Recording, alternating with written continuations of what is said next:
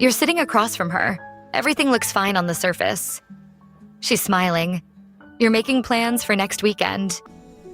But there's a pause. Just a half second too long, when you make a decision without asking her opinion first. You see it. A flicker. Not anger. Not sadness. Something else. Something she doesn't have a name for. And neither do you. This is the moment most people miss. What you're witnessing isn't a mood swing or neediness or manipulation, though that's what modern dating culture will tell you to call it.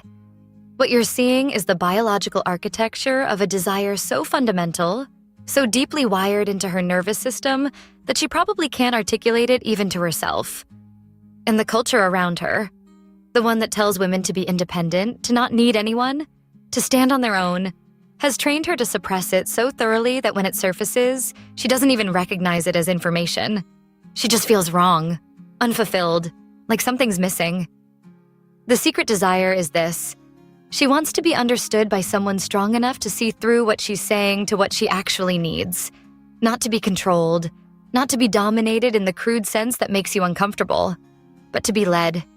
To encounter someone who is so grounded in their own direction, so clear about their own values that she can finally stop being the architect of everything and rest into being met by someone who actually knows where they're going. This isn't weakness. This is the inverse of weakness. Consider the neuroscience for a moment. When a woman is in a state of constant decision-making, constant vigilance, constant responsibility for the emotional temperature of the relationship, her prefrontal cortex, the part of her brain responsible for executive function, is essentially running a 24-hour operation. She's holding the map.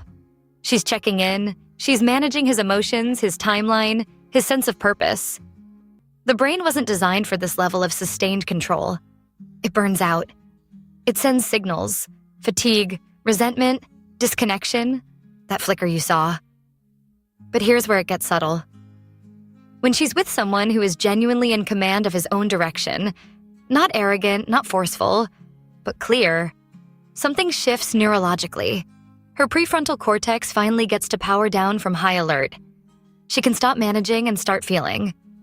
She can stop performing confidence and actually experience it, because it's being held by someone else. This isn't dependency. This is a division of labor that her brain has been engineered to recognize as safety.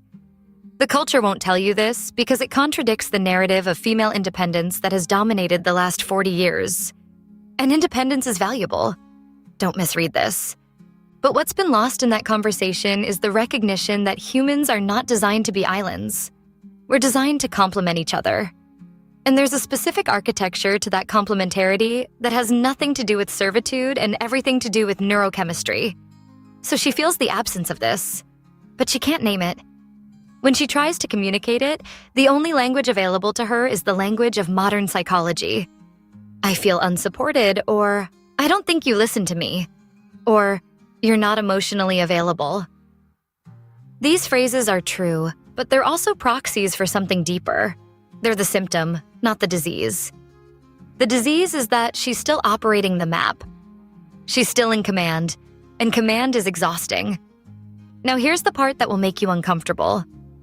She doesn't actually want to talk about this. She wants you to see it without discussion.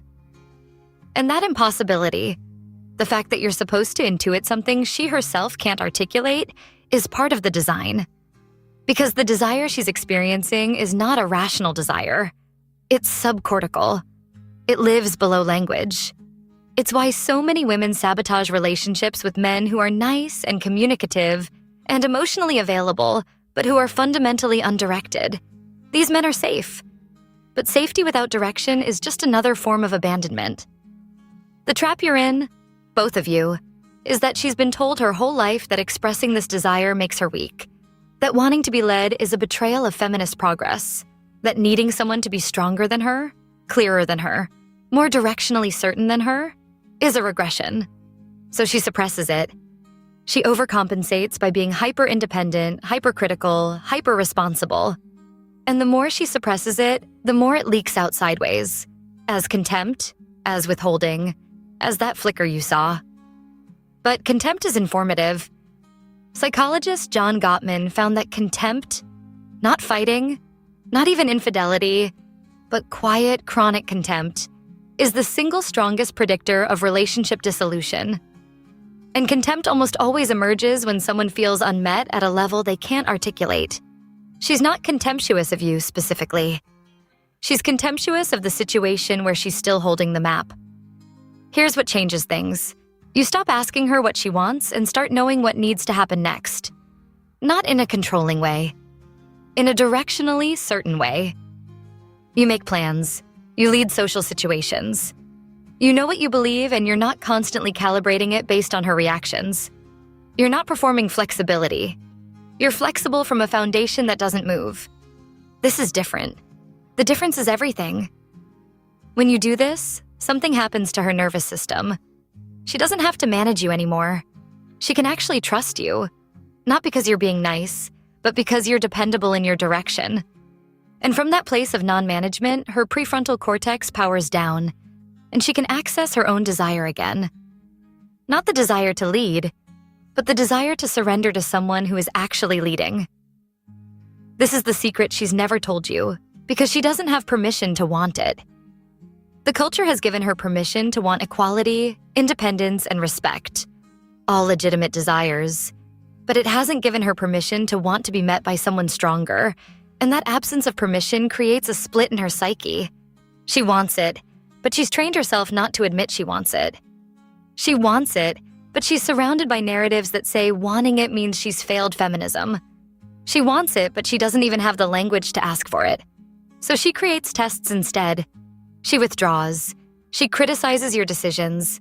She makes demands that feel impossible to meet because the real demand, please be strong enough that I don't have to be, can't be spoken.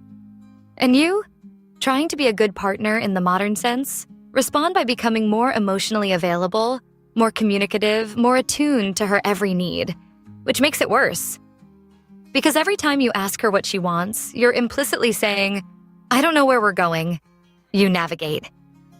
The cruelty of the situation is that both of you are trapped in good intentions that are perfectly misaligned with what her nervous system actually needs. And here's the false floor. You might be thinking this is about becoming an asshole.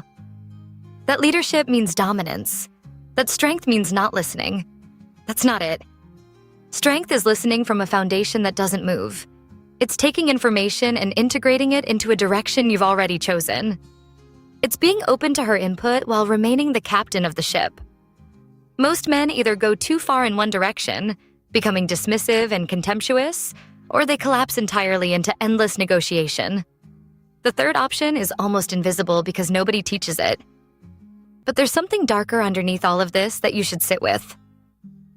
This desire she has, to be met by someone strong enough to lead, it never actually gets satisfied in modern relationships, because the cultural narrative forbids it.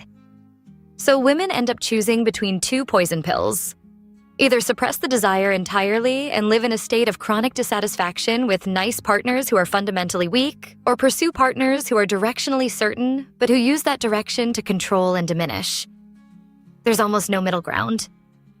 The men who could actually meet this need, who are strong and directional but also genuinely respectful, are rare because the culture hasn't given them permission to develop that archetype either. So both of you are starving. She's starving for someone to actually lead. You're starving for permission to lead without being labeled a tyrant. And the relationship slowly fills with that contempt, that resentment, that sense that something essential is missing, but nobody can name what. She's never told you her secret desire because her secret desire contradicts everything she's been told about who she's supposed to be. And the longer you both pretend that equality means identical roles, the longer you'll both be haunted by this gap. The trap is that once you see this, you can't unsee it. Once you understand that her distance might not be about you failing her, but about you failing to lead her, you have to make a choice. You have to decide whether you're willing to develop the kind of strength that doesn't need to announce itself, the kind that just knows. Or you accept that some relationships are designed to feel like something's always missing. She'll never ask for what she actually needs. She'll only show you through her absence.